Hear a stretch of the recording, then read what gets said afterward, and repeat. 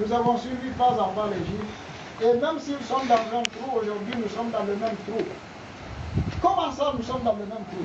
S'il y a une crise dans le monde occidental, la crise nous touche automatiquement ici.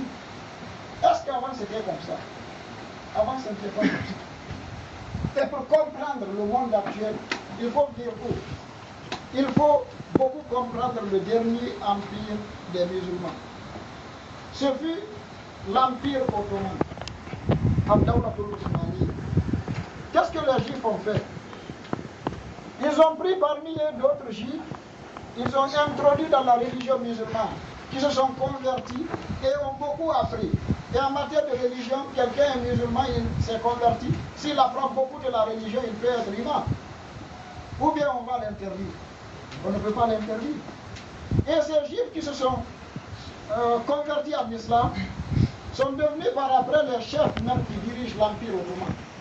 Qu'est-ce qu'ils ont fait? Ils ont déplacé le centre du pouvoir de l'Empire ottoman du monde arabe pour l'amener où? Pour l'amener en République de Turquie. Précisément à Constantinople. Constantinople, actuel Istanbul. On a même changé le nom. On appelle là-bas aujourd'hui Istanbul. Avant c'était Constantinople. Et le prophète, il y a un hadith qui traite de Constantinople, Istanbul. Ils ont amené le centre du pouvoir des musulmans à Istanbul. Pourquoi? Parce qu'ils savent,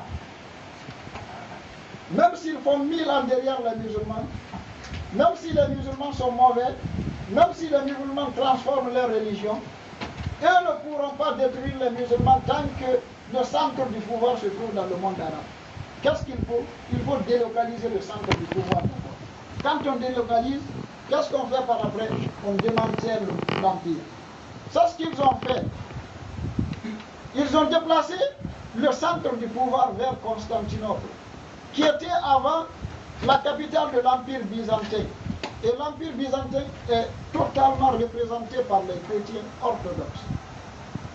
Je dis bien les chrétiens orthodoxes, qui se trouvent aujourd'hui en Grèce, en Arménie, en Hongrie et en Russie. Ils ont amené la capitale de l'islam à Constantinople. Par après, qu'est-ce qu'ils ont fait? En 1902, on fait une conférence à Paris. Il y avait 3 pouvoirs sur terre. L'Empire ottoman, il y avait aussi l'Angleterre qui était là, une puissance. Il y avait aussi la France qui était une puissance.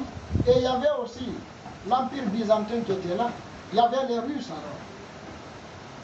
Qu'est-ce qu'il faut faire? L'Angleterre a fait quoi? Ils ont dit qu'il faut démanteler l'Empire ottoman. Comment démanteler l'Empire ottoman? Il faut faire appel aux jeunes turcs pour qu'ils se rebellent contre leur empire-là, contre la corruption. Et ça coïncidait à quoi? À la révolution industrielle en Angleterre. La révolution industrielle, c'était au 19e siècle ou au 18e siècle. Il y avait là un grand pouvoir. Le pouvoir maritime se trouvait dans les mains des Anglais. Ils ont démantelé l'Empire ottoman. Qu'est-ce qu'ils ont fait? Ils ont créé une rébellion dans le monde, au sein de l'Arabie d'abord. Actuelle Arabie Saoudite qu'on voit. Qu'est-ce qu'on a fait? On a amené un chef qui s'appelle Sharif Hussein, qui était chef, nommé chef par les chefs des musulmans qui étaient à Constantinople. Ce chef-là avait nommé un certain Sharif al-Hussein à la Mecque comme étant le chef de la Mecque. Qu'est-ce que les Anglais ont fait? Ils sont venus le corrompre de se rebeller contre l'Empire ottoman, de réclamer lui son indépendance. Lui, il va gérer maintenant le monde de l'islam à partir de l'Arabie Saoudite. Ils sont partis à la rencontre de quelqu'un qui s'appelle aussi Abdulaziz Ibn Saoud. Je vous suggère de lire un document qui s'appelle Ibn Saoud, la naissance des royaumes. C'est un document qui n'est pas facile à avoir. C'est un document qui n'est pas facile à avoir. Et un autre livre qui est censuré aux États-Unis actuellement, qu'on appelle le Juif international. Le Juif international, qui n'est pas facile à avoir aussi. Qu'est-ce qu'ils ont fait par la suite? Ils sont partis rencontrer Abdelaziz Ibn Saoud, dire à ce dernier-là de se rebeller, de faire la guerre contre le chef de la Mecque. Il est parti faire la guerre. Ils ont entendu d'abord que le premier Al-Hussein se rebelle contre ses chefs. Ensuite, ils ont dit à l'autre de faire la guerre contre l'autre. Il a fait la guerre contre Chérif Hussein et a fini par gagner la guerre. Il a récupéré où? La Mecque et Médine se trouvaient dans ses mains maintenant. On a fondé ce qu'on appelle le royaume d'Arabie Saoudite, créé à l'image typique du Royaume-Uni, parce qu'il n'y avait jamais dans l'histoire du monde musulman un royaume en Arabie Saoudite. Il n'y en avait jamais eu. En 1924, Atatürk se lève en Turquie, Mustafa Kemal. Regardez un beau nom qu'il porte, et pourtant il était juif. Il se lève en Turquie pour se révéler et abolir quoi? L'Empire ottoman. On dit qu'il n'y a plus de calife dans le monde musulman. Et ce qu'on appelle calife est quelque chose d'historique, de très noble pour les musulmans, d'importance capitale. Pourquoi?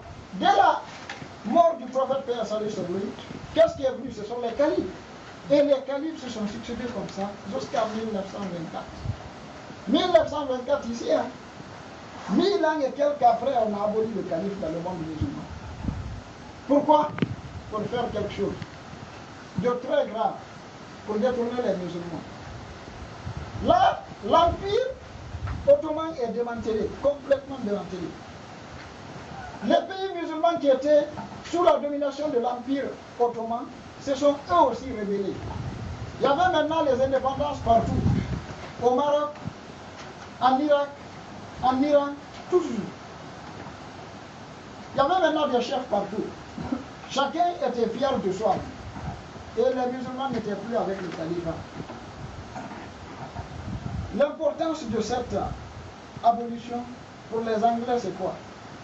C'est pour qu'ils puissent ramener les Juifs en Palestine, en Terre Sainte. Parce qu'il y avait beaucoup de Juifs en Europe. Il y en avait beaucoup. On a créé la Première Guerre mondiale, 14-18. L'objectif, c'était quoi? C'est pour favoriser aussi le démantèlement de l'Empire ottoman. Ça, on n'enseigne pas ça au sein des universités. On enseigne la Première Guerre mondiale, c'est cause, on vous parle de prince et de roi là-bas. On laisse là-bas l'Empire ottoman, qui était pourtant là, et qui a été démoli, qui a été totalement aboli constitutionnellement en 1924. Et donc la Première Guerre mondiale pour abolir, démanteler complètement l'Empire ottoman. Après 1924, qu'est-ce qui se passe? Ça reste quelque chose. On n'arrive pas à implanter les Juifs en Terre Sainte, en Palestine. Qu'est-ce qu'il faut faire? Il faut créer une autre guerre aussi. Et pour faire la guerre, s'il y a des personnes qui ont fait l'économie ici, les personnes là sont les bienvenues aussi. Une crise économique peut amener une guerre. On dit jeudi noir à Wall Street. Ça fait partie des causes de la Deuxième Guerre mondiale.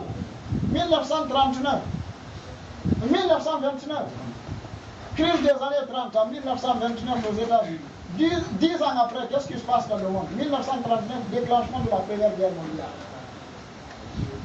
De la Deuxième Guerre mondiale. On dit que ça fait partie des causes principales de la Deuxième Guerre mondiale. La crise des années 30. Pourquoi la Deuxième Guerre mondiale? Pour totalement affaiblir les musulmans encore, afin qu'on puisse faire débarquer les Juifs 3 ans après la fin de la Deuxième Guerre mondiale, ou en Terre Sainte. 1948, les Anglais prennent les Juifs, on dit qu'ils sont exterminés en Allemagne par Hitler, on les prend, on les fait débarquer où? En Palestine, en 1948. Retenez bien la date là, 1948, juste après la Deuxième Guerre mondiale. Et de 1948 en 2015, nous avons là 60 ans et quelques années. En 60 ans, on a créé un État. En 60 ans, on a fait développer un État. En 60 ans, on a aidé cet État-là à se doter de puissantes armes. En 60 ans, cet État-là est plus fort que tous les États musulmans. En 60 ans. Et les États musulmans étaient là, il y avait 1400 et quelques années. Est-ce que nous voyons un peu la chose? Qu'est-ce qu'on fait par la suite? Lorsqu'on a amené les Juifs en 1948, l'Arabie Saoudite ne pouvait pas se rébeller contre les Juifs là, bien qu'ils soient des musulmans. Pourquoi? Parce que le royaume est créé par le Royaume-Uni. Qui protège l'Arabie Saoudite? C'était l'Angleterre. Donc ils sont là derrière les